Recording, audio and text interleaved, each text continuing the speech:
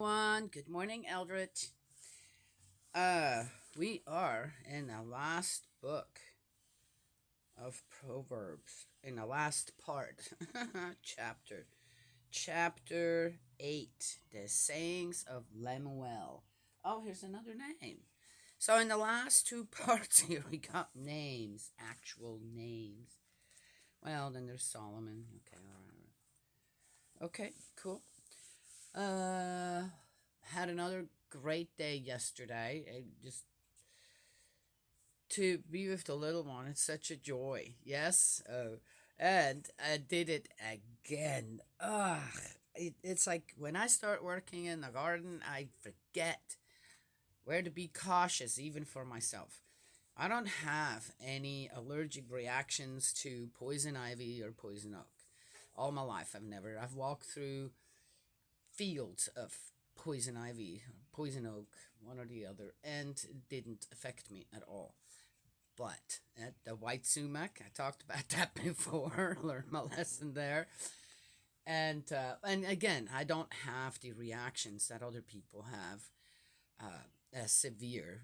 It's usually a light reaction.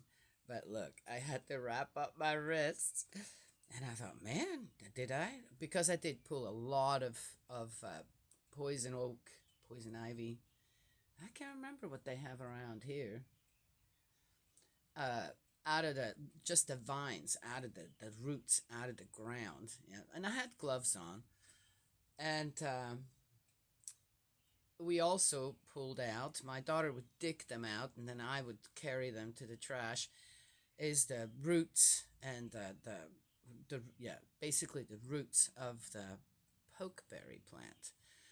And last summer, I cut down. They had so many here. I cut some down and I handled them, and they have this juice that comes out, and that can cause a severe allergic reaction. I didn't know. I had no idea. and and this time I only handled the roots, but the roots is actually the deadliest part of the pokeberry plant. If you ingest it, and I didn't think that they already had the strength to, but they did. First, I thought it was. I said, I'm going, man, I guess that time's over where I'm not allergic to poison ivy or poison oak, but it's not. It was that because I thought it just doesn't make sense, and it's not spreading, and or rather, it's not exactly the same. The pokeberry plant literally eats up your skin a little bit. It looks like it's eating your skin. It's okay. Again, I don't have a severe reaction like other people, but I do have one. And so, but I'm trying out all these different things. And I found we have a lot of purple dead nettle in the front yard, some here in the backyard. And it happens to be one of those plants that helps with skin problems. And so I get to try that out and actually see if it works. Yes? Okay. There's always reasons for everything, so I had to get this reaction, and now I get to try different things out to see what works. And then I note it down, and I'm already preparing to make a salve for my son in law here who has some skin issues. And so, anyways, you see how that works? Yes? Okay. Anyway, I just love how this works, right? Yes, I have to be affected by something myself. Then suddenly I was already going to pick that purple dead nettle anyway because of its great for springtime. It's so good for so many different things as a decoction, as a tea, and didn't know that you could make a salve out of it as well. That it was actually really good for all these skin conditions. I thought it was just kind of a immune booster, right? Yes, for and it stops bleeding as well, just like Yara does. Says, oh, okay. Anyway, so there you go. It is one of those things, right? When I have something on my mind, like my son's, and my son-in-law's skin condition, which is not bad or anything, but in the summertime it gets a little worse because of the sweat and all. And that's been on my mind. How can I help him? How there's got to be something that will help, and maybe even invigorate his skin where that doesn't happen anymore. And here we are, right? and have this on my mind, and Spirit World immediately goes, okay, how can we direct her towards that plant where she rethinks that plant and goes and studies up on it one more time, which I did. Found out all this stuff.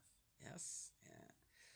Now, the making the salve takes a little time because you have to first dry the plant, then infuse it with olive oil. Then that has to sit for a couple of months, and then you can make the salve.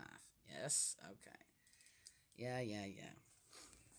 So, it's some things don't just go tuck, tuck, tuck, right? Yes, but I think I'm on the right track, and I get to try it out on my wrists first to see, is it going to be worth it to spend the money on olive oil, all, right? Yes, okay.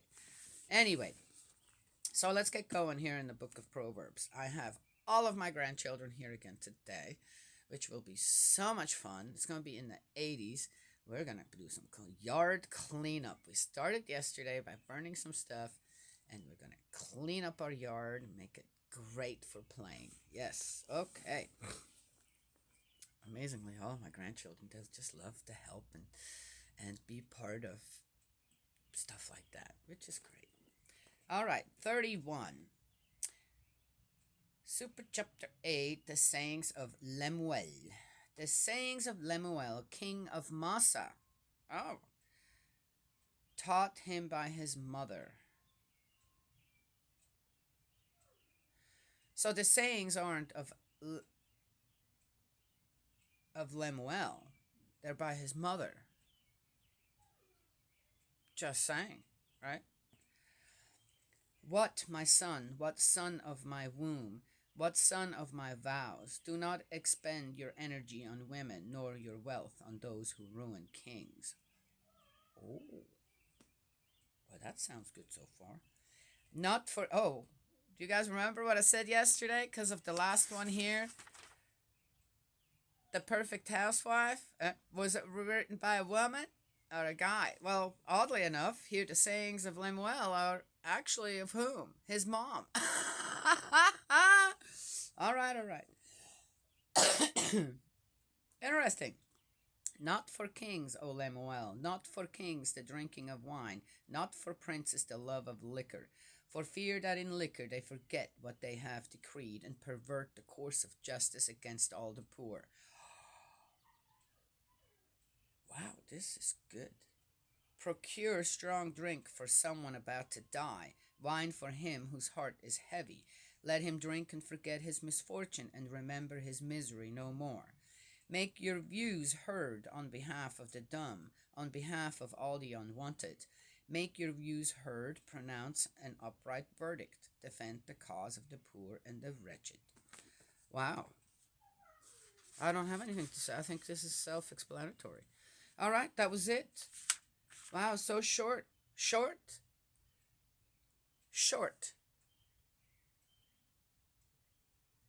Advice? Good advice. Wisdom given by a mother to her son. Yes? And what is it? It does it really take a mother to give reason to men? Yes, obviously it does. Huh? Yes? No? All right. Wow, this is a lot shorter than I thought.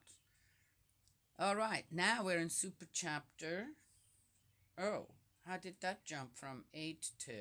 Oh, 9. Okay. It's in Roman numerals. 9. Okay. The Perfect Housewife. The truly capable woman, who can find her? She is far beyond the price of pearls. Her husband's heart has confidence in her. From her he will derive no little profit. Advantage and not hurt she brings him all the days of her life.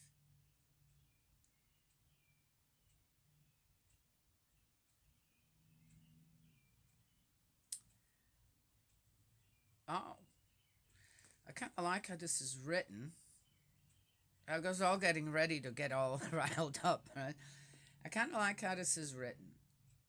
And the thing is again, depending on who wrote this, and it doesn't say it was written or it was given to Lemuel, the sayings of Lemuel, and by someone else besides his mom. It does not, though this is another chapter.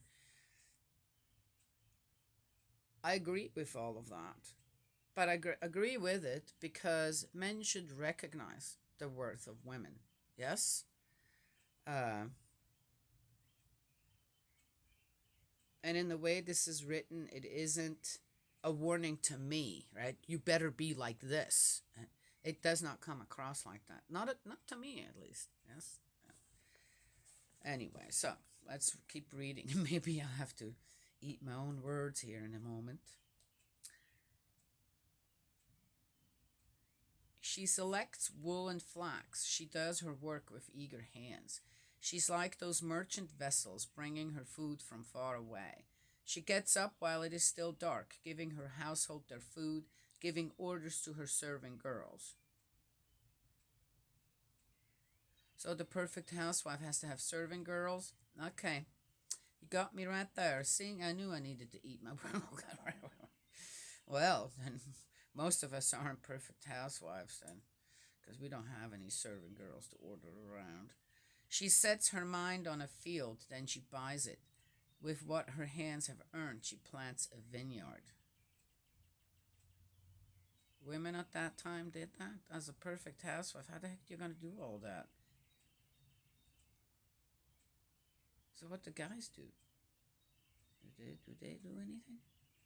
She puts her back into her work and shows how strong her arms can be. She knows that her affairs are going well. Her lamp does not go out at night. She sets her hands to the distaff. Her fingers grasp the spindle. She holds out her hands to the poor. She opens her arms to the needy.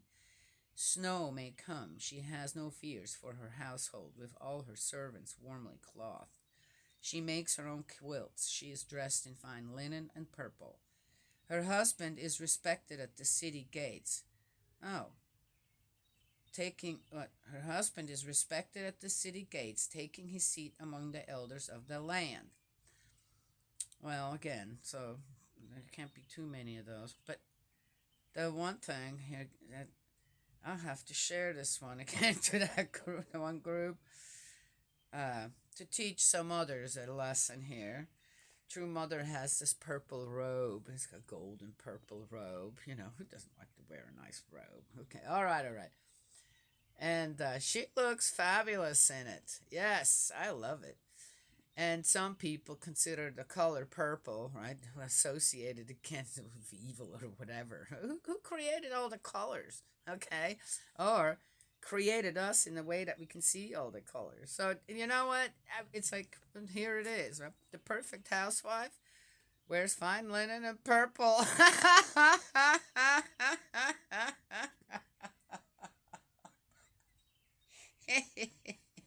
Okay, all right. Her husband, okay, I already read that. She weaves materials and sells them. She supplies the merchant with sashes. She's cloth and strength and dignity. She can laugh at the day to come. When she opens her mouth, she does so wisely. On her tongue is kindly instruction. She keeps good watch on the conduct of her household, no bread of idleness for her. Her children stand up and proclaim her blessed. Her husband, too, sings her praises. Many women have done admirable things, but you surpass them all. Aww, you know what? This is like an ode to the perfect housewife. Okay, it isn't a you better be this and that. It is. I like it. It's a good one. Now, is this? I see myself in just about anything that I read here, except for the husband thing. Oh no, the city gates, right? Yes. I see myself in all this. Yes, I remember. Now I think back. I'm going, how did I do it all? How was that possible? Huh? How was it possible to do all that? And but you do somehow in a woman. There is the strength to just do it all. If you're happy and willing to do it, that's key to all that. All right, let's read the rest here. Charm is deceitful and beauty empty. The woman who fears Yahweh is the one to praise. Oh, all right. So, really, scratch that one out. Give her a share in what her hands have worked for, and let her works tell her praises at the city gates. All right, that's the end of the book of Proverbs. Well, what a nice ending. I kind of like it. There's a couple things. I'm not going to fear Yahweh. I was not taught to do that. Yes, with everything else that goes with this whole thing. I'm not going to fear my heavenly parent. I'm not going to do that. I think if my children were to fear me because if you don't, I would be devastated. I would be devastated if they would fear me. There was one thing a long time ago. My children must have still been young. I heard this one thing. When your children act up at home, they know full well how to act when they're in society, right, out there. And people say, oh, your children are so well behaved. And I look at them going, how come that doesn't work at home like that? And my children were pretty darn good at home, too. But, they had their moments where I'm going, oh, what did you just say? What did you just do? But the thing is, then I found this little thing where if your children act up at home, they know how to behave around other people in society, and that just fine, and are respectful and yes, and all that jazz. But at home, they're kind of letting it hang out a little. That's a good thing. That means they don't fear you and they're comfortable enough around you, right? To let you know, to show you on how they feel. Yes? Yeah? Okay. Who they are. And then, of course, it's up to us parents to guide that in the right direction then. Yes? Just saying. And I was able to tell that to all of my children when they had children. Would come up. They can behave just fine when we're going somewhere. But at home, they're little devils or whatever, right? Yes? I said, be happy. They feel comfortable around you. They know you love them, right? Yes? And they love you. That's why. At home, they feel comfortable enough to just be who they are at the time, still learning to figure out who they are, yeah, and and they will push buttons. Of course, they're gonna push buttons. Yes. If a child doesn't push buttons, gosh, then you'll have a little angel on your hands, right? Yes? Okay, I'm just saying. Which they're fine too, I guess. Right? But children who know how to act up a bit, this and that, they're very secure in themselves. That's not a bad thing. Yes? And one has to remember, they're not adults, they're children. They're still learning. So we as parents then guide them, even at home. Yes? All right. But as long as they come to you, right, you say, well, you need to go do that. Why do I have to do that? Right? Then it's not, hey, just go do it. I just told you to do what? Explain it. Well, the reason I'm asking you to do that is because teamwork makes the dream work. And being a part of a family, that's what one does. You obey your mom or your dad when they're asking you to do something that's very reasonable, like be a part of the family by helping out. Yes? What are they going to do? Still, right? Yes? So, when children are dissatisfied at home and they let you know it, be happy about it. Yes? They're not hiding things from you, which is a good thing. They're not scared of you. Why would Heavenly Parent want us to be scared? Huh? For what reason exactly? Why would I need to fear my Heavenly Parent? The ultimate source to go to and say, I'm not getting it. I'm not getting what's going on out there. Explain it to me. Yes? Why don't you do something? Then it got explained to me. Yes? Well, the reason is can't do anything. Because I put free will into your DNA.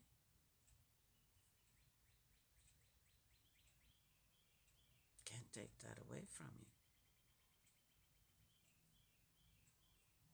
Because Heavenly Parent is what? God is what?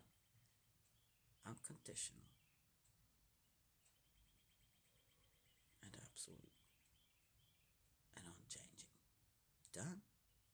No matter what anybody else says, that's how it is. Yes? Okay. Well, anyway, so that is that. Oh, what a wonderful, I kind of like this ending. Of course, it has to come from a woman and be about a woman. There you go. All right. They got some things right here in the Old Testament. Yes. I'm amazed they let this go. Because, of course, whoever put this in here in the Bible. I'm just saying that from my experience. What else is in the Bible? You probably didn't think I would take it this way. Yes? Huh? All right. All right. In the next book will be the book of Ecclesiastes.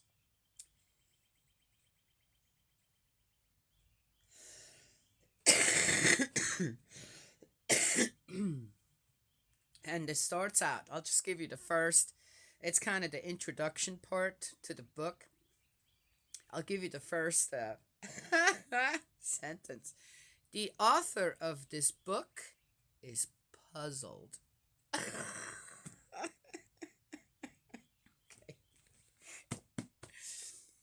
Spirit World's laughing too.